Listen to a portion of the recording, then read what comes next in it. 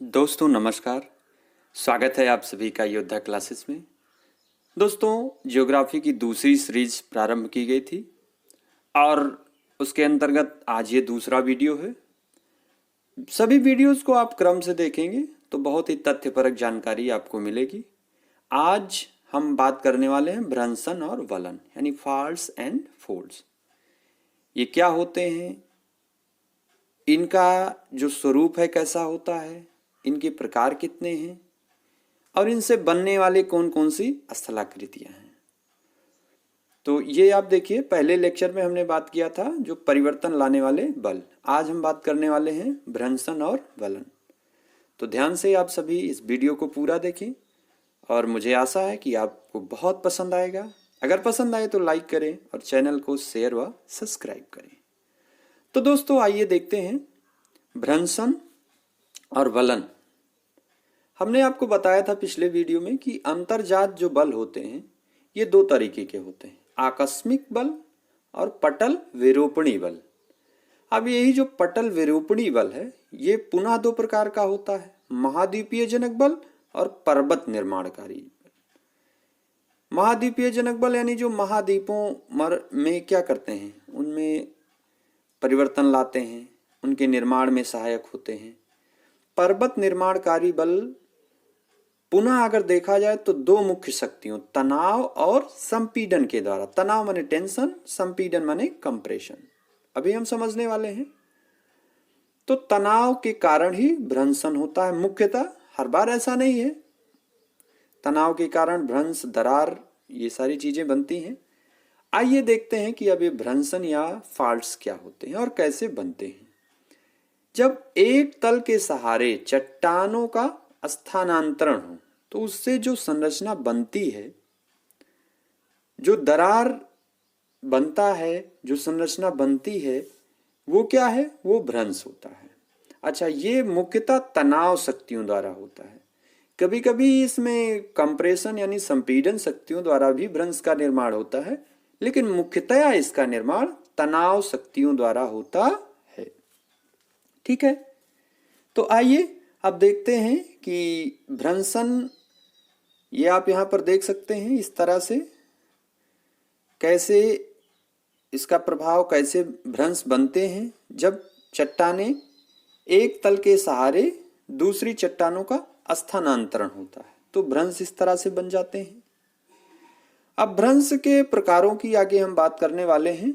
तो मुख्यतः तीन प्रकार के होते हैं, सामान्य भ्रंश नॉर्मल फॉल्ट, व्युत्क्रम भ्रंश यानी रिवर्स फॉल्ट, और इसके बाद सोपानी भ्रंश यानी स्टेप फॉल्ट। तो सामान्य भ्रंश को हम ऐसे समझ सकते हैं कि चट्टानों में दरार पड़ जाने के कारण उनके दोनों खंड जब विपरीत दिशा में खिसक जाएं तो क्या होगा, बीच में एक भ्रंश बनेगा और इसी भ्रंश को कहेंगे सामान्य भ्रंश। ठीक है, ये आप देख सकते हैं। दूसरा व्युत्क्रम भ्रंश यानी रिवर्स फॉल्ट। अब इसमें क्या होता है, जब चट्टानों में दरार पड़ने से चट्टानों के दोनों खंड आमने सामने खिसकते हैं। आमने सामने जब इस तरह का बल लगता है तो इसी को संपीडन कहते हैं। तनाव जब विपरीत दिशाओं में बल लगता है, ये हमने पिछले वीडियो में इसके बारे में बात की थी, तनाव और संपीडन। तो अब यहाँ पर क्या हो रहा है, इस तरह से जो भ्रंश बनेगा इसको क्या कहेंगे, व्युत्क्रम भ्रंश। जैसे पश्चिमी घाट के जो कगार हैं वो व्युत्क्रम भ्रंश के उदाहरण हैं। इससे क्या होती हैं, लटकती घाटियां भी बनती हैं। घाटियों की बात हम करेंगे, जलप्रपात का भी विकास इसी से होता है। अब इसमें तीसरी चीज अगर हम देखें, तीसरा जो है वो है सोपानी भ्रंश। इस पे थोड़ा नजर डालते हैं। सोपानी भ्रंश यानी स्टेप फॉल्ट, नाम से ही क्लियर है कि जब किसी भूभाग में कई भ्रंश इस तरह बने कि सभी भ्रंश के जो तल हैं, प्लेन हैं, उनका ढाल एक ही दिशा में हो तो इसी को सोपानी या सीढ़ीदार भ्रंश कहते हैं। जैसे यूरोप की राइन घाटी। ठीक है ना, क्लियर। तो देखें, ये बहुत लोग कहते हैं कि प्री के लिए इतना सब पढ़ने की क्या आवश्यकता। अरे भैया, प्री के लिए आप अलग से पढ़ेंगे, मेंस के लिए अलग से पढ़ेंगे।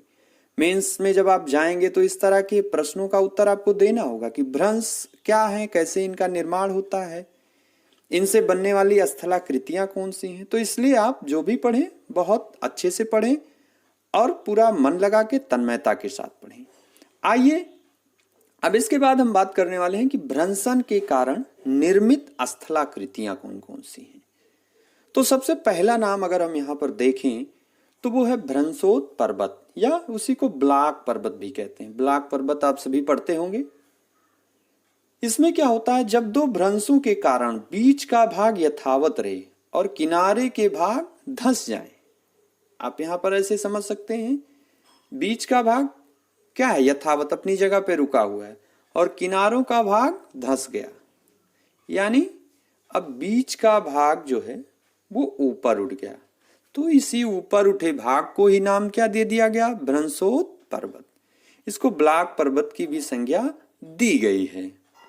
अब अगर हम इन भ्रंशोत पर्वतों या ब्लॉक पर्वत हैं, इनके उदाहरणों की बात करें तो सियरा नेवादा कैलिफोर्निया यूएसए में है। यह संसार का सबसे विस्तृत ब्लॉक पर्वत है।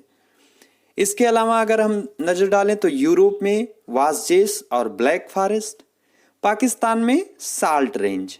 ये सभी आपकी परीक्षा की दृष्टि से बहुत महत्वपूर्ण है। आइए अब दूसरा जो स्थलाकृति बनती है भ्रंश के कारण या भ्रंशन के कारण, वो है हॉर्स पर्वत। इसमें क्या होता है, भ्रंशों के किनारे के भाग यथावत रहे और बीच का भाग ऊपर उठ जाए। ध्यान दीजिए, जो ब्लॉक पर्वत है उसका ये एकदम उल्टा है। वहां पे क्या था कि किनारे के भाग नीचे सरक जाते हैं, बीच का भाग यथावत रहता है। इसमें किनारे के भाग यथावत रहेंगे और बीच का भाग ऊपर उठ जाएगा। ध्यान दीजिएगा। तो इस तरह जो पर्वत बनते हैं उनको होस्ट पर्वत कहते हैं। इसका एक बहुत बढ़िया उदाहरण है हॉर्ज पर्वत, जो कहां पर है, जर्मनी में है। हॉर्ज पर्वत कहां पर है, जर्मनी में। अब सामान्य भाषा में भ्रंशोत पर्वत और हॉर्ज पर्वत, इन सब को ही ब्लॉक पर्वत नाम दे दिया जाता है। ध्यान दीजिएगा। अब ये जो हमने बताया कि बीच का भाग यथावत रहे, किनारे का भाग उठ जाए, या कभी किनारे का भाग यथावत रहे, बीच का भाग उठ जाए, तो उससे जो स्थलाकृतियां बनती हैं, अगर बीच में इस तरह की स्थलाकृति बनती है, धसी हुई स्थलाकृति, तो उसी को घाटी नाम दिया गया है। क्या नाम दिया गया है, घाटी। अब हम घाटियों के बारे में बात करने वाले हैं। तो घाटियां क्या है, घाटियां जो है वो अवतलित स्थल है। अवतलित यानी कनकेव शेप में जो बनता है स्थलाकृति, उसी को घाटी नाम दिया गया है। पहली एक अगर हम बात करें तो भ्रंश घाटी, जिसको रिफ्ट वैली कहते हैं, बहुत महत्वपूर्ण है परीक्षा की दृष्टि से। आपके चाहे वनडे एग्जाम हो या मेंस हो, ये भ्रंश घाटी और इसके बाद बात करने वाले रैंप घाटी, दोनों बहुत ही महत्वपूर्ण है। तो भ्रंश घाटी कैसे बनती है, जब दो समांतर भ्रंशों का मध्यवर्ती भाग नीचे धंस जाता है तो उसी को द्रोणी या भ्रंश घाटी कहते हैं। ठीक है ना, ये महत्वपूर्ण है आपके लिए। अब विश्व की अगर कुछ प्रमुख घाटियों की हम बात करें तो इसमें ग्रेगरी नाम के एक भूगर्भ शास्त्री थे। उन्होंने सबसे पहले पूर्वी अफ्रीका की महान भ्रंश घाटी को देखा और इस भ्रंश घाटी शब्द का यानी रिफ्ट वैली शब्द का प्रयोग किया। ठीक है ना। आइए अब विश्व की प्रमुख जो भ्रंश घाटियां हैं और उनका विस्तार है उनको देखते हैं। तो सबसे पहली सबसे महानतम पूर्वी अफ्रीका की महान भ्रंश घाटी, ये विश्व की सबसे लंबी भ्रंश घाटी है। अगर इसको देखें, इसका प्रारंभ कहां से कहां तक है, तो आप यहां पर देख भी सकते हैं कि ये कहां पर है, उत्तरी सीरिया से जाम्बेजी नदी तक लगभग 5000 किलोमीटर तक ये विस्तृत है। अफ्रीका की जितनी भी प्रमुख झीलें हैं, विक्टोरिया, न्यासा, रुडोल्फ, टैगानिका, ये सभी झीलें इसी के अंतर्गत आती हैं। ठीक है ना। ये आप मैप में भी यहाँ पर देख सकते हैं। हाँ बिल्कुल, यहाँ पर। अब दूसरा जो है राइन भ्रंश घाटी, दूसरा उदाहरण देखें, राइन भ्रंश घाटी। ये जर्मनी में जो वासजेस पर्वत है, वासजेस पर्वत से लेकर ब्लैक फॉरेस्ट पर्वत, इन दोनों के मध्य में विस्तृत है। ये भी बहुत महत्वपूर्ण है, जर्मनी में है राइन भ्रंश घाटी। मिडलैंड भ्रंश घाटी ये स्कॉटलैंड में है। ये कहां पर है, स्कॉटलैंड।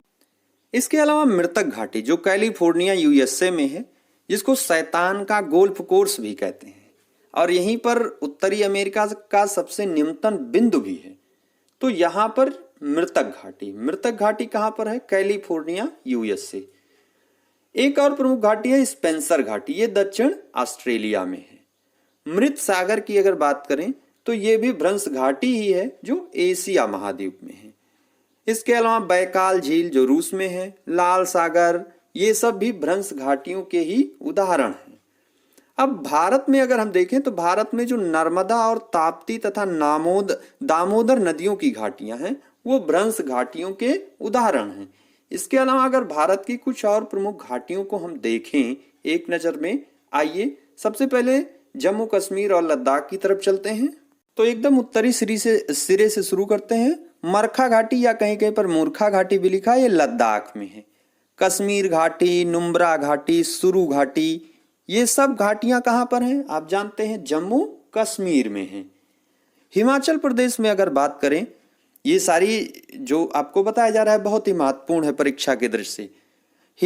हिमाचल प्रदेश में आपकी पार्वती घाटियां, किन्नौर घाटी, पांगी घाटी, कुल्लू घाटी, सांगला घाटी, चंबा घाटी, कांगड़ा घाटी, लाहुल घाटी, इसके अलावा मालना घाटी, स्पीति घाटी, ये सारी घाटियां कहाँ हैं? हिमाचल प्रदेश में है। आप जानते हैं पहाड़ी क्षेत्रों में ही ज्यादा घाटियां पाई जाती हैं। उत्तराखंड की अगर हम बात करें तो सोर घाटी, नेलांग घाटी, दून घाटी, जोहार घाटी और फूलों की घाटी जो वन्य जीवों के लिए प्रसिद्ध है, ये सब उत्तराखंड में है। नागालैंड में एक घाटी है जुकू घाटी। इसके अलावा यूथांग घाटी आपके कहाँ है? सिक्किम में है। और शांत घाटी आप सभी जानते हैं वो केरल में है। अराकू घाटी ये आंध्र प्रदेश विशाखापत्तनम में है। धर्मा घाटी ये पिथौरागढ़, ये भी उत्तराखंड में है। इसके अलावा कंबम घाटी ये तमिलनाडु में है। शांत घाटी के बारे में हमने बात ही किया। सिलिकन घाटी ये भी आप जानते हैं कहां पर है। अगर भारत में बात करें तो ये बेंगलोर में है। आइए अब हम समझते हैं वलन को। वलन क्या है? अंतरजात बलों के कारण, फिर से देखिए आप, और उसमें मुख्यतः संपीड़न के कारण जब धरातीय चट्टानों में लहरों के समान बनने वाला मोड़ ही वलन कहलाता है।